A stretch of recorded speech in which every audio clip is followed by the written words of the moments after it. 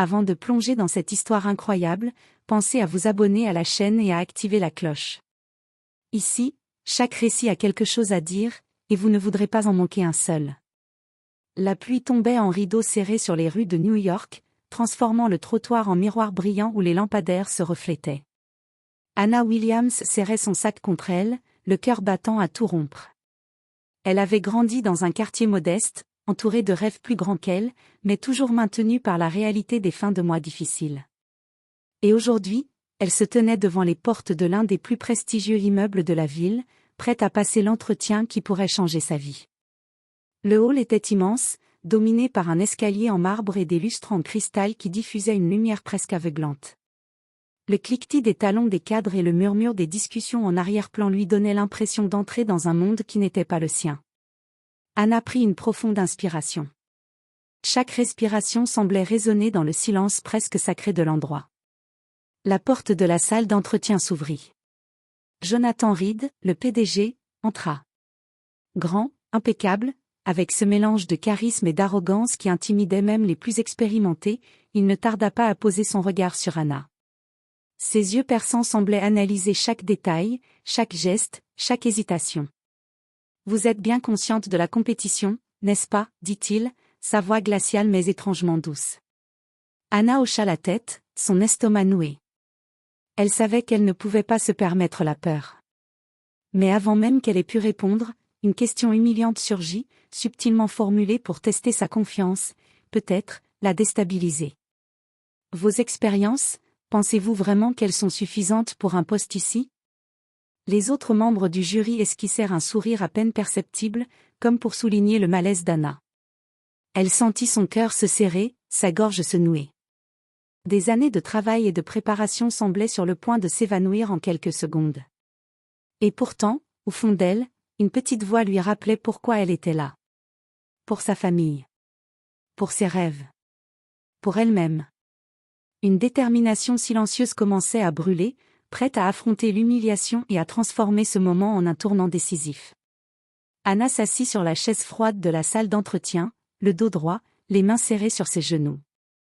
Le marbre sous ses pieds semblait avaler ses pas, et le tic-tac d'une horloge invisible résonnait comme un rappel cruel que chaque seconde comptait. Jonathan Reed s'installa face à elle, un sourire glacé sur les lèvres.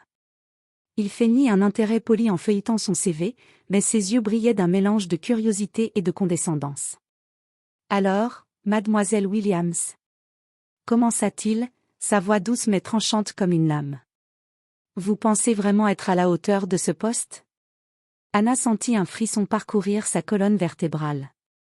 Elle avait étudié chaque détail, chaque compétence qu'elle possédait, mais la question n'était pas posée pour évaluer son savoir, c'était pour la déstabiliser. « Eh bien, j'ai dirigé plusieurs projets, dont le programme d'accessibilité pour les jeunes défavorisés à Chicago. » répondit-elle, sa voix légèrement tremblante mais ferme. Jonathan fronça les sourcils, comme pour minimiser l'importance de ces mots.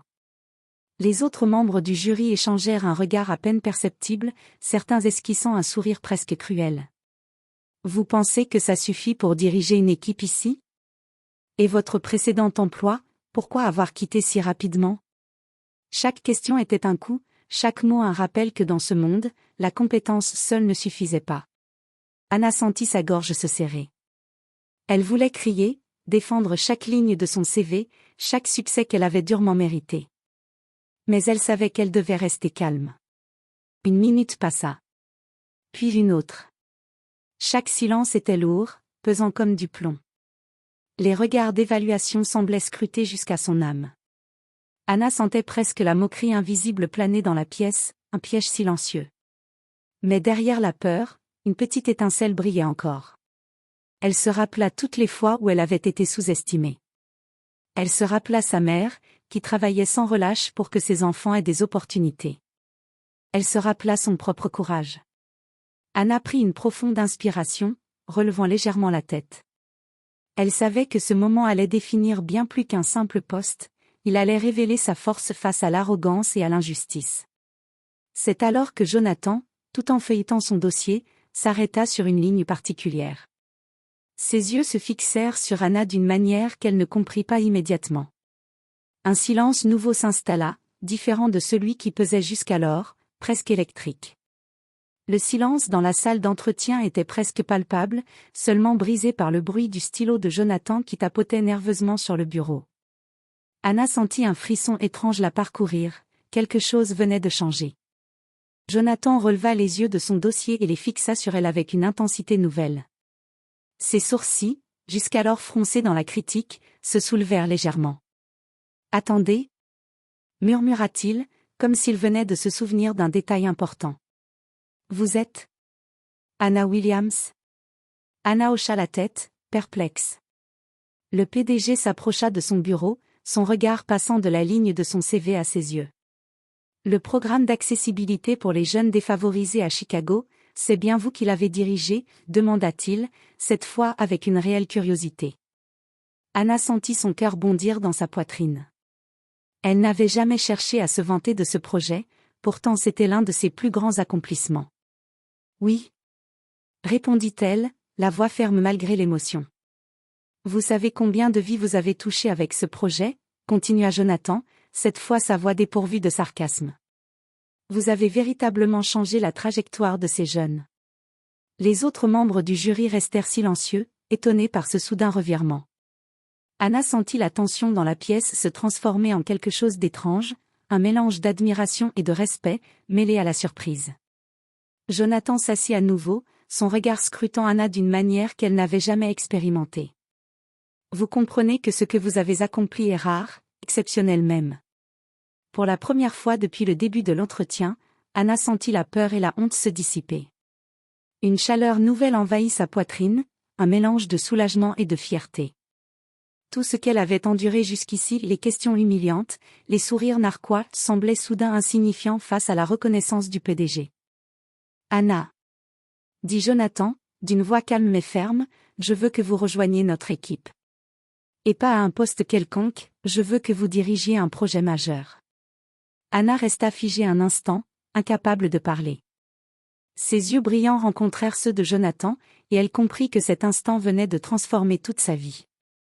L'humiliation avait presque raison d'elle, mais sa persévérance venait de créer un retournement inattendu. Les autres membres du jury échangèrent des regards embarrassés. Certains rougirent de honte, d'autres semblaient impressionnés. Mais Anna, elle, savait que ce moment serait gravé dans sa mémoire pour toujours, le jour où sa dignité et ses compétences avaient triomphé, face à l'arrogance et au jugement hâtif. Quelques jours plus tard, Anna franchit à nouveau les portes du grand immeuble de verre, mais cette fois, elle n'était plus la candidate timide et intimidée. Elle était désormais une employée respectée, choisie pour diriger un projet majeur de l'entreprise. Le hall brillait toujours de son luxe intimidant, mais Anna y voyait autre chose maintenant, un terrain d'opportunité. Les employés pressés, les talons qui claquaient, le parfum subtil de café et de réussite, tout cela semblait faire partie d'un monde qui lui appartenait désormais, même si elle n'avait jamais cru qu'elle y entrerait un jour. Jonathan Reed l'attendait dans son bureau. Il se leva dès qu'il la vit entrer, un sourire sincère cette fois illuminant son visage. « Bienvenue à bord, Anna. »« Merci, monsieur Reed, je ferai de mon mieux, » répondit-elle, sa voix ferme mais remplie de gratitude. Le PDG l'invita à s'asseoir, et bientôt, ils plongèrent dans les détails du projet. Anna réalisa rapidement que ses compétences, ses idées, et même sa vision pour l'inclusion et l'accessibilité étaient attendues et valorisées ici. Chaque suggestion qu'elle proposait était écoutée attentivement, chaque plan qu'elle exposait suscitait l'approbation de l'équipe. Mais le vrai défi n'était pas seulement professionnel, c'était de naviguer dans un environnement où, peu de temps auparavant, elle avait été jugée et humiliée.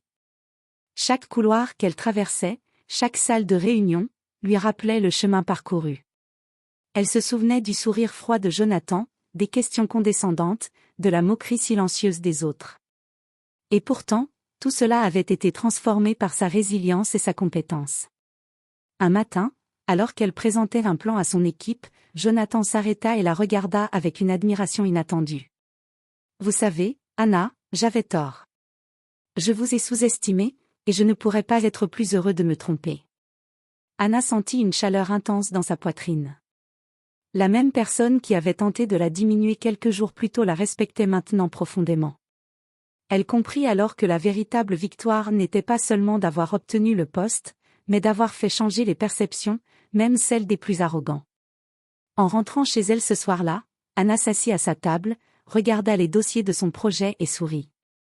Tout ce qu'elle avait enduré, chaque moment d'humiliation, chaque doute, l'avait préparée à ce nouveau chapitre.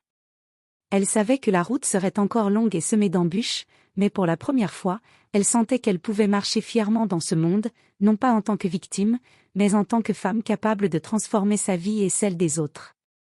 Les semaines passèrent, et Anna s'était rapidement imposée dans l'entreprise. Son projet, celui pour lequel elle avait été recrutée, prenait forme avec brio. Les obstacles semblaient surgir à chaque coin de couloir, mais elle les affrontait avec calme et détermination, transformant chaque difficulté en opportunité. Les mêmes collègues qui l'avaient d'abord jugée et observée avec condescendance se retrouvaient maintenant à solliciter son avis, à applaudir ses idées et à reconnaître son expertise. Les sourires moqueurs avaient disparu, remplacés par le respect et parfois l'admiration. Un jour, Jonathan l'appela dans son bureau. Il semblait différent de la première fois qu'elle l'avait rencontré, moins distant, plus humain, presque vulnérable dans son honnêteté. « Anna, dit-il, les mains jointes sur son bureau, je veux que vous sachiez à quel point je suis impressionné. Pas seulement par votre travail, mais par la manière dont vous avez fait face à la situation dès le premier jour. Votre calme, votre dignité, votre persévérance, tout cela a changé la dynamique ici. » Anna sentit une émotion la submerger. Les souvenirs des humiliations, des moqueries, de l'angoisse du premier entretien, semblaient se transformer en une énergie puissante et positive. « Merci, monsieur Reed » répondit-elle, la voix tremblante mais forte. « Je n'ai fait que rester fidèle à moi-même. » Jonathan sourit. « Et c'est exactement pourquoi vous allez continuer à réussir. Vous inspirez non seulement vos collègues, mais vous changez aussi la façon dont nous voyons le leadership. » Ce moment marqua l'aboutissement d'un chemin difficile. Anna comprit que la véritable victoire n'était pas seulement d'avoir décroché le poste, mais d'avoir fait changer les perceptions, d'avoir transformé le jugement en respect, et surtout, d'avoir prouvé que la dignité et la persévérance triomphent toujours face à l'arrogance et aux préjugés. Alors qu'elle quittait le bureau ce soir-là, le soleil couchant illuminait les vitres du gratte-ciel, projetant des reflets dorés sur le sol. Anna sourit, consciente que chaque épreuve, chaque humiliation, chaque doute, avait été un tremplin vers quelque chose de bien plus grand. Elle marchait maintenant non seulement en tant que professionnelle accomplie, mais en tant que femme qui avait retrouvé sa confiance, sa fierté et sa force intérieure. Et au fond d'elle, Anna savait que cette victoire n'était que le début,